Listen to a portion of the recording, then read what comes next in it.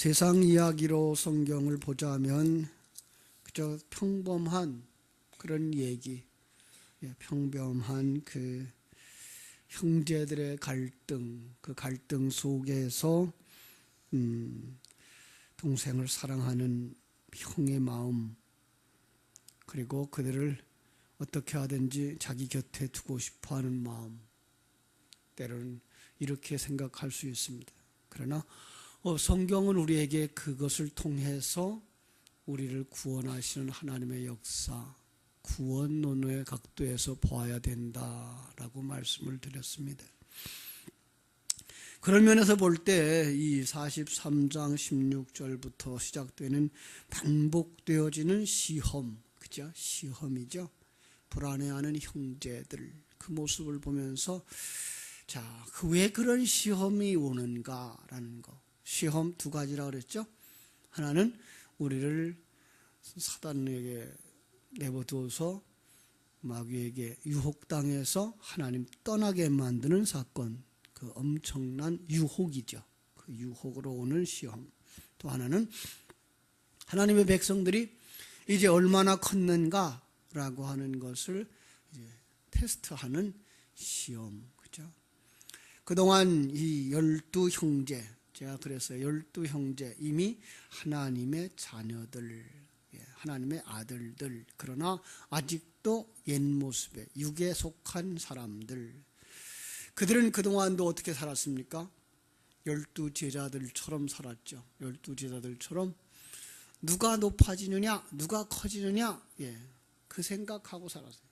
그 바람에 요셉이 그들 앞에 머리가 되어서 그들이 요셉 앞에 무릎을 꿇는다라는 소리를 들었을 때 노발대발했던 이유도 그거죠. 끝없이 높아지려고 하는 그들. 그러나 그들을 어떻게 만들어요? 자진해서 낮은 자리, 종의 자리까지 내려가게 하는 것이 바로 이 시험의 목적이었던 것이죠. 그죠? 어떤 면에서는 시험이라기보다는 모함이죠. 엄청난 모함이죠.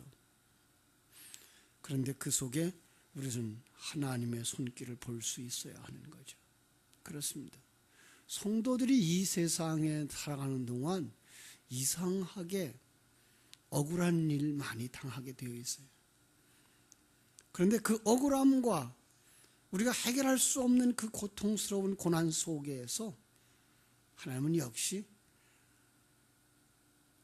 우리를 만들고 계신 거예요. 우리는 그동안 어떻게 생각했나요?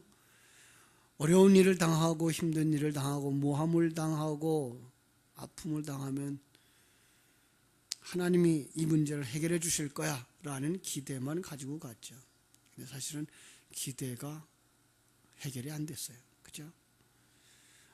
그것은 바로 우리를 낮추시고자 하는 하나님의 손길이었지, 우리를 무너뜨리려고 하는 사단의 유혹은 아니었던 것입니다.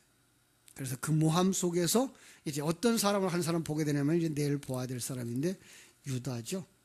유다의 그 형제들의 죄를 뒤집어 쓰고 혼자 종이 되겠다고 하는 고백. 이건 예수님이나 가질 수 있는 마음. 이거는 요셉이 짊어지고 갔던 그 모습인데 그게 어디서 나오더라? 아들들에게서 나오더라. 이걸 이제 우리에게 보여주는 거예요. 그러면서 그 일로 말미암아 이제 온 아들들을 야곱까지 다 애굽으로 데려가는 그런 장면까지 이제 이끌어가는 거죠. 그래서 우리가 다 완성되어서 천국에 들어가는 그런 그림으로 우리에게 그려주는 거예요. 먼저 우리가 생각해 보려고 하는 것은 하나님의 백성들에게 왜 시험이 오는가, 하나님의 백성들에게 왜 기근이 오는가라고 하는 거죠. 그죠? 그건 테스트라고 그랬어요. 특별히 이스라엘 백성들은 광야에서 테스트를 받았죠. 광야에서 어떤 시험을 받았습니까? 그 시험이 하나로 요약되어진 장소가 신약 요한복음 6장에 나오는 광야에서의 만나의 양식 오병이어 사건이죠. 많은 사람들이 모였습니다. 그때 예수님이 빌립에게 말합니다. 이 사람들에게 어디서 양식을 구해서 줄까? 그랬더니 빌립은 거기서 이제 낙제 점수를 맞는 사람들의 대표로 나와요. 뭐라 그러죠? 돈이 얼만큼 있어야 되는데 그만큼 있어도 이 사람들한테 먹일 수 있는 건 조금밖에 없습니다. 완전히 세상적인 각도에서의 그냥 하는 말, 그렇죠? 그러니까 결국은 그 양식은 우리가 마련해서 줄 수 있는 한계가 넘어섭니다. 그런 양식입니다라는 고백이죠. 그러면서 예수님은 그들에게 이제 50명씩 100명씩 둘러앉게 하고, 그때에 이제 물고기 2마리와 보리떡 5개를 가지고 나오는 어린아이의 것. 어린아이, 제가 요즘 강조하죠. 어린아이 누구예요? 가장 작은 아이 예수예요. 자신의 것이에요. 그냥 자신의 생명이에요. 결국은 예수님의 살과 피를 가지고 시작해서 그들을 배불리 먹이시는 양식. 그 시험이 떨어졌어요. 그런데 누가 그 시험에 통과하죠? 예수님. 마태복음 4장에 나오는 예수님은 그 시험에서 통과하죠. 그 시험의 통과가 뭐야? 사람이 떡으로만 사는 것이 아니요 하나님의 입으로 나오는 모든 말씀으로 사는 것입니다 라는 고백을 하시는 거죠. 결국은 하나님은 우리들을 이 인생길에서 시험하는 내용이 뭐예요? 우리의 입술에서 어떤 말 듣기를 원하는 거예요? 사람이 사는 것은 떡으로만 사는 것이 아니요 하나님의 입으로 나오는 모든 말씀으로 사는 것입니다의 고백을 끌어내고야 마시는 거죠. 그러니까 여기에 떡이 있고 여기에 말씀이 있어요. 그러면 우리는 뭐부터 잡아야 돼요? 당연히 밥부터 먹어야죠. 그러나 우리가 그 영적인 의미에서의 삶은 그냥 세상 것, 이게 떡을 갖다가 그냥 밥이라고 보지 마시고 뭐예요? 세상 것이라고 봐야 되고, 세상 것으로 살지 아니하고 누구의 것으로 살아요? 하나님의 것으로 삽니다의 삶으로 가는 것이죠. 그죠? 그래서 그 세상 것으로 가지 아니하고 하나님의 것으로 살겠습니다의 또 다른 그림이 무슨 그림이죠? 금식이에요.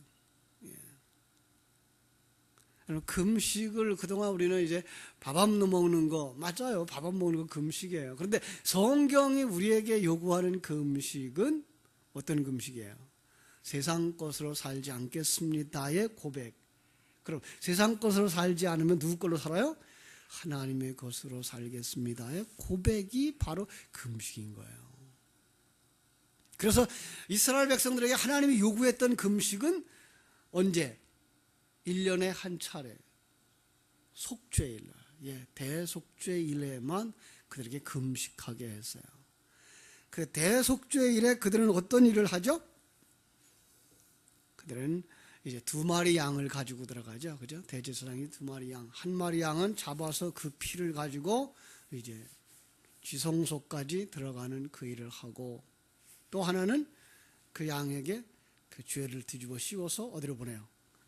광야로 보내는, 광야에 나가서 죽는 모습을 보여주는 거죠.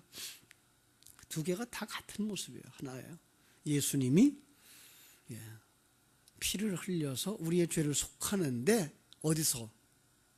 성 밖에 나가서 없어지는, 죽는 모습으로다 십자가에서 못 박히는 그 사건들을 그렇게 2마리 양으로 우리에게 표현해주고 있었던 거죠. 그죠? 그것들을 이제 성경 속에서는 어떤 얘기들로 하고 있다? 이스라엘 백성들의 광야 생활로 설명해 주고 있고, 또 오늘 여기서는 야곱의 12아들이 그 시험 당하고 있는 모습들로 우리에게 가르쳐 주고 있는 거죠. 아주 굉장히 중요한 내용이에요. 그죠? 이스라엘 백이 광야 속에서 그들이 뭐에 시험 받는 거예요? 똑같은 시험이에요. 우리와 자기를 부인하고 자기 십자가 지고 사는 삶을 사는가에 대한 시험이에요. 자기 십자가 뭐예요? 나를 부인하는, 나를 기각시키는, 그리고 세상 힘을 덧입어 살지 않기를 원하는, 자기들이 지금 세상 힘을 의지해서 살고 있습니다라고 하는 것을 폭로당하는, 그게 바로 광야 생활이에요. 그래서 이스라엘 백성들은 광야에서 계속 뭐만 해요? 범죄만 하죠. 그게 우리 옛사람의 행동. 이미 그 홍해를 건넌 사람들이에요. 그죠? 이미 애굽을 떠난 사람들이고 홍해를 건넌 사람들인데 불구하고 그들이 그렇게 범죄해요. 그게 우리가 구원받았어요. 하나님의 생명이 들어와서 우리가 하나님의 백성 됐어요. 그런데도 불구하고 우리가 여전히 자기중심적이고 자기 생각과 판단만이 최고라고 생각하는, 아직도 자기가 주인 되어졌기 때문에 빚어지는 실패들. 세상의 사람들의 눈으로 보면 그 사람이 잘 사는 사람이고 바른 사람이고, 사람은 그렇게 독립해야 되고 자기를 세우고 나가야 되죠. 그런데 하나님은 그걸 죄라고 말하죠. 아니, 그렇다고 우리 보고 이 세상에서 그럼 그렇게 살지 말란 말이에요? 아니요, 세상은 그렇게 사셔야 돼요. 그러나 그럼에도 불구하고 우리가 그 속에서 누구를 알아야 돼요? 진리의 모습을 바라보고 내가 하나님 앞에서 아무것도 아닌 것을 아는 자리까지 내려가지 않으면 안 돼요. 이게 어렵습니다. 왜냐하면 우리는 세상에서 살아야 되고 믿음의 삶도 살아야 하기 때문에 그렇습니다. 그런데 진리의 영으로 충만해지기 시작하면 자기가 주인 되어져서, 자기가 왕 되어져서 자기가 목표한 것을 다 달성하는 삶만이 참다운 행복이 아닌 걸 알게 됩니다. 그리고 거기서부터 내려와 하나님이 내게 주신 사명의 삶을 살고 하나님이 내게 허락하신 그 삶 속에서의 만족한 삶을 살게 되는 것입니다. 그렇다고 해서 우리는 그럼 하나님이 하시니까 우리는 아무것도 안 해도 되는가 보다, 이것이 아니고, 그것은 학생회 때는 정말 공부하는데 최선을 다해야 되고, 농부는 농사하는데 최선의 삶을 살아야 되고, 직장 생활하는 사람은 그 직장에서 직장의 이득가 되도록 일을 해야 되는 거죠. 부모님들이 자식을 잘 믿지 못하죠. 그죠? 걱정해요. 아니요, 그들대로 살아요. 가끔 제가 이제 우리 아들한테 하는 얘기가 있어요. 야, 너 가서 네 월급만큼은 일하냐? 저는 그게 걱정이에요. 저 애가 가서, 우리 아들이 가서 일하는데 그 일하는 것 가지고 자기 월급 받는 것만큼이나 일을 할까? 이런 생각이죠. 성실하게 하라는 거죠. 최선을 다해야 되죠. 그러면 거기서 밥 세 끼 먹고 사는 건 문제가 안 돼요. 어차피 인생 밥 세 끼 먹고 사는 걸로 완성되는 거니까요. 자, 그런데 하나님은 우리에게 꼭 그것을 넘어선 걸 얘기해요. 그건 밥 세 끼 먹어야 돼요. 사람이 떡으로만 사는 것이 아니오라고 그랬다 그래서 그럼 우리는 밥 안 먹어도 되는가 보다, 이러면 이제 며칠 돼서 이제 가시는 거죠, 뭐. 우리 이 세상에서 그걸 먹어야 되죠. 그죠? 그럼에도 불구하고 이걸로만 사는 것이 아닙니다. 그래서 사람이 떡으로만 사는 것이 아니요, 이렇게 나온 거죠. 세상 것으로만 사는 것 아니에요. 어떤 면에서는 더 정확히 말하면 이제부터는 세상 것을 힘으로 삼아 살지 않겠습니다의 고백, 그게 금식이라고 말씀을 했습니다. 그죠? 하나님은 우리에게 요구하는 건 어떤 종교적 행위가 아니죠. 자, 우리 한번 성경 한 곳 보겠습니다. 이사야서 1장 11절로 17절. 하나님이 원하시는 것이 이제 무엇인가를 살펴보는 것입니다. 이사야서 1장 11절로 17절. 967쪽, 제 성경책 967쪽, 이사야서 1장 11절에서 17절 찾으셨으면 같이 읽습니다. 여호와께서 말씀하시되 너희의 무수한 재물이 내게 무엇이 유익하뇨? 나는 순양과 번제와 살진 짐승의 기름에 배불렀고 나는 수송아지나 어린 양이나 염소의 피를 기뻐하지 아니하노라. 너희가 내 앞에 보이러 오니 이것을 누가 너희에게 요구하였느냐? 내 마당만 밟을 뿐이라. 헛된 재물을 다시 가져오지 말라. 분향은 내가 가증히 여기는 바요. 월삭과 안식일과 대회로 모이는 것도 그러하니 성회와 아울러 악을 행하는 것을 내가 견디지 못하겠노라. 내 마음이 너희 월삭과 정한 절기를 싫어하나니 그것이 내게 무거운 짐이라. 내가 지기에 곤비하였느니라. 너희가 손을 펼 때에 내가 내 눈을 너희에게서 가리고 너희가 많이 기도할지라도 내가 듣지 아니하리니 이는 너희의 손에 피가 가득함이라. 너희는 스스로 씻으며 스스로 깨끗하게 하여 내 목전에서 너희 악한 행실을 버리며 행악을 그치고 선행을 배우며 정의를 구하며 학대받는 자를 도와주며 고아를 위하여 신원하며 과부를 위하여 변호하라 하셨느니라. 참 어려운 해석이에요. 어디서는 재물 드리라 그러고 어디선 재물 가져오지 말라 그래요. 그렇죠? 여러분, 재물을 드리라는 얘기는 재물의 의미를 깨달아 알고 오라는 의미예요. 그런데 그 재물의 의미를 깨달아 알지 못하고 재물만 가져오면 난 그거 싫어. 하나님이 그 재물을 잡수시나요? 하나님은 영이셔요. 그죠? 아니, 그 재물 누가 만든 거예요? 하나님이 만든 거예요. 그거 자기 거예요. 내 거예요. 그거 가져와서 뭐 할 거예요? 하나님은 그걸 통해서 뭔가 알게 하시려고 하는 거예요. 그런데 사람들은 그것을 깨달아 알지를 못하는 거죠. 그럼 왜 그 일을 하라 그러세요? 그걸 하면서 그 안에 담겨진 진리.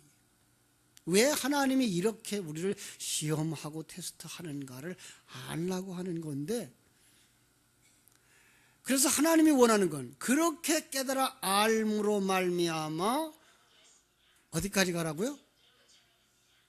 그렇게 깨달아 알므로 말미암아 너희가 낮아지고 겸손해지고 작은 자로 나아가라는 거예요. 그래서 신명기서 8장에도 보면 하나님이 이스라엘 백성들을 시험했던 그 시험의 이유가 나와요. 뭔가 하면 너를 낮추시며 시험하는데 줄이게 하신다. 그러니까 이스라엘 백성들이 광야 생활이나 지금 요셉의 그 야곱의 형제들의 일생이나 여러분과 나의 신앙생활의 일정 속에서 하나님이 우리로 하여금 그 기근을 겪게 하고 감옥 생활을 하게 하는 이 모든 것들은 뭐 하는 거예요? 자기 부인의 자리로 이끄시는 거예요.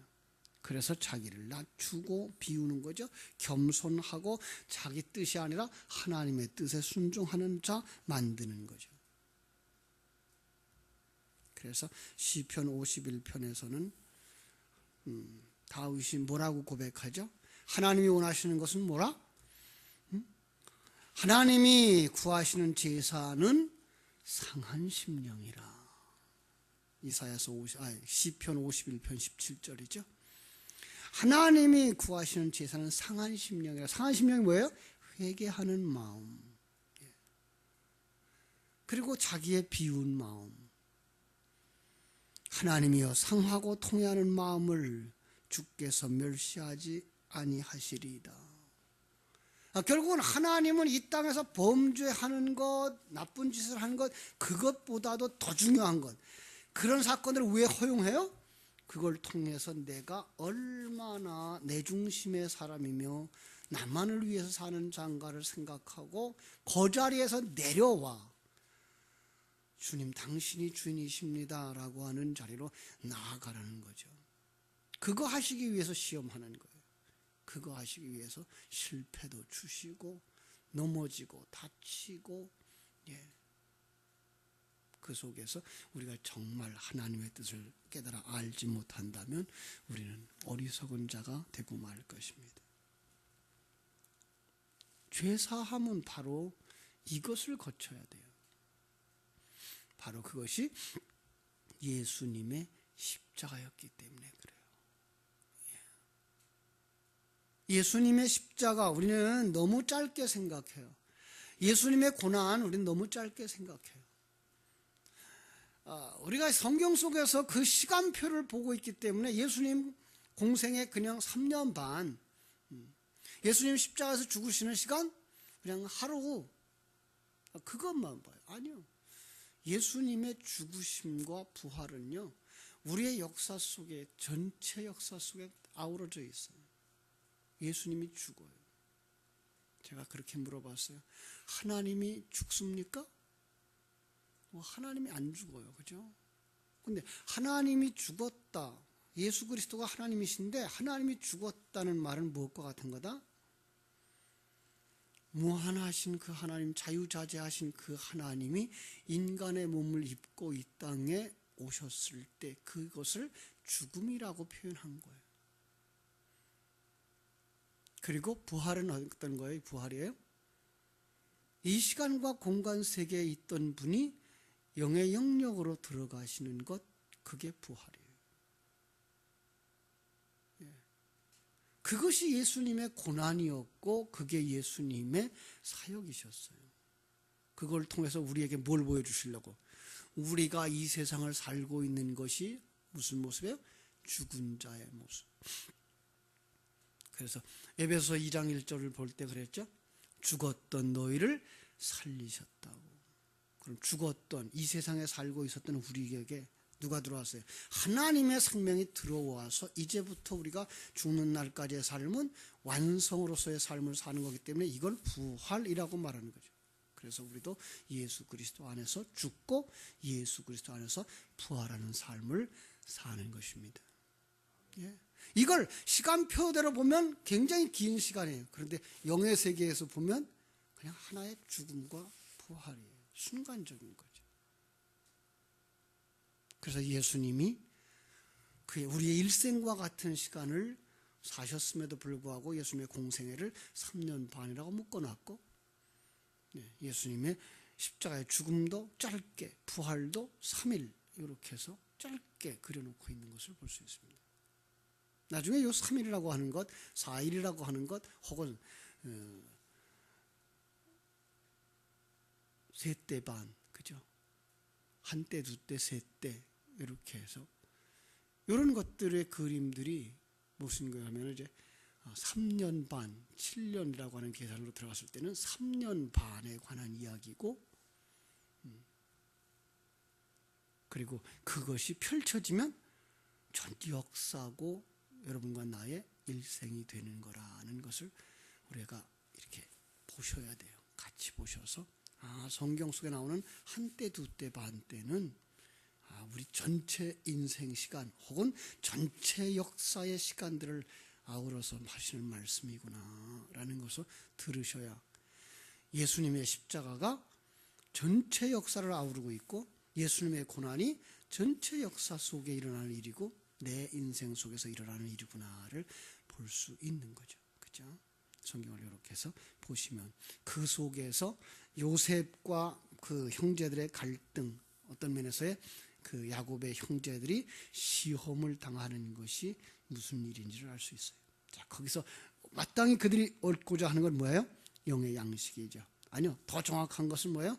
하나님은 그들에게 뭘 주시려고 그래요? 영의 양식이 풍성한 이곳으로 그들을 데려오려고 하시는 거예요. 어디예요? 천국으로 우리를 데려가시려고 하는 거예요. 그런데 이쪽에 있는 우리 인간들은 뭐예요? 그냥 그걸 천국에서 가져다가 여기서 살고 싶어 하는 거예요. 우리하고 똑같아요. 그죠? 그래서 우리의 기도, 대부분의 기도는 뭐예요? 여기서 잘 살게 해주셔야 되죠. 많은 사람들이 여기서 잘 살게 위해 기도를 해요. 그러면 하나님이 안 주시면 우리 정말 못 살아요. 주셔요. 주시면서도 그걸 맛보아 알아서 우리로 하여금 천국을 소망하며 살게 하고 천국으로 들어가게 하시는 것이 하나님의 손길이에요. 그럼 누가 이길까요? 우리가 하나님의 것을 갖다가 여기서 영원히 살고 있을까요? 아니면 우리가 이 땅에서 하나님 나라로 가게 될까요? 하나님을 이길 자가 없어요. 하나님이 이길 자가 없어요. 그래서 그 시험 속에서 그들이 갈등하고 마음 아프면서 뭘 보여줘요? 자기들의 성숙한 모습들을 보여주는데 그 마지막에 대표적인 얘기가 이제 유다가 그 형제들을 대신해서 볼모로 잡히겠다고 나오는 모습. 그게 바로 누구라고요? 요셉의 모습이 재현되어 있는 것. 그럼 예수 그리스도의 모습이 어디서 나오고 있는 거예요? 아들들 속에서 나오고 있는 것. 예. 그래서 그 일로 말미암아서 이제 완전히 요셉은 그 형제들을 애굽으로 데려오기로 결정하고 수레를 보내는 모습을 볼 수가 있습니다. 자, 사랑하는 여러분, 우리는 이것을 알 수 있어야 이 세상에서 그 양식에 갈급한 삶을 살 수 있어요. 이것을 알 수 있어야 정말 그의 나라와 의를 구하는 삶을 살 수가 있어요. 이 세상에서 많이 얻든지 많이 얻지 못하든지 때로는 건강하든지 건강하지 못하든지 그 속에서 하나님의 손길을 바라보기 때문에 온유한 자의 삶을 살 수 있고요. 그 사람이 어디를 땅을 차지할까요? 하늘 땅을 차지해요. 예. 여러분, 그 사람만 이 세상에서 기뻐하는 삶을 살 수 있고 감사하는 삶을 살 수 있어요. 그러기 위해서 우리는 진리의 말씀을 주야로 묵상하고 완성되어져서 이 땅에서도 천국의 기쁨을 누리며 살게 되기를 주님의 이름으로 축원합니다. 기도하겠습니다. 하나님 우리 아버지, 하나님의